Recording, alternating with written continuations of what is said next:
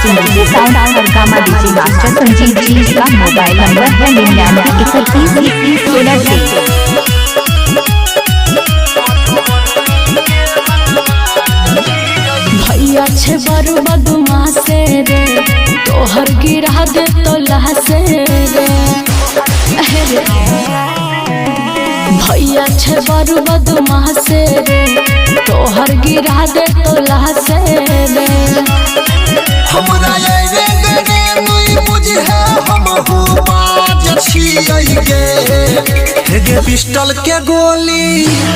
अच्छा गे पिस्टल के गोली मारबो कोनो बापो नहीं दे दो काज मधुबनी के रंगबाज छियै गे सिक्सर के 6 राउंड चलतो कोनो बापो नहीं दे दो काज मधुबनी के रंगबाज छियै गे अखन राम सचिन जी साउंड और गामा DJ Sanjeev ji mix by Manibhushan प्यारे। दिन देखारे कर दे तो मर्डर रे पीछा करे छी जान जतो अगर रे कोरे नहीं जान परावा हमर गे केटा के देख लेबै सगर गे हे रे दिन देखारे कर दे तो मर्डर रे पीछा करे छी जान जतो अगर रे कोरे नहीं जान परावा हमर गे केटा के देख लेबै सगर गे पूरा जिला में चले बगली हमरे राज छियै गे पिस्टल के गोली गे पिस्टल के गोली मारबो कोनो बापो नहीं दे दो काज मधुबनी के रंगबाज छियै गे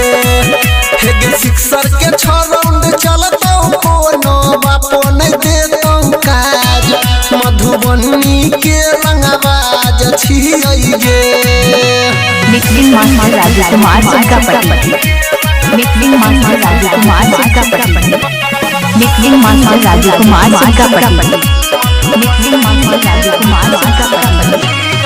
छोड़ दही गुंडा कर दे के काम रे झूठो के होइला चाहे छी बदनाम रे करतो हाथ के जोइर सलाम गे सुनतो जब अनिल के नाम गे